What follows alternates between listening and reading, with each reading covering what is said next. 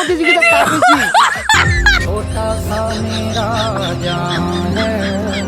কি এর প্রতিযোগিতা? বন্ধু বান্ধবরা মিল্লা বিড়ি খাওয়ার প্রতিযোগিতা দিছিলাম, আর আমি বের আগে খাওয়া শেষ করছি। ওই একটা বিড়ি দিছে আমারে।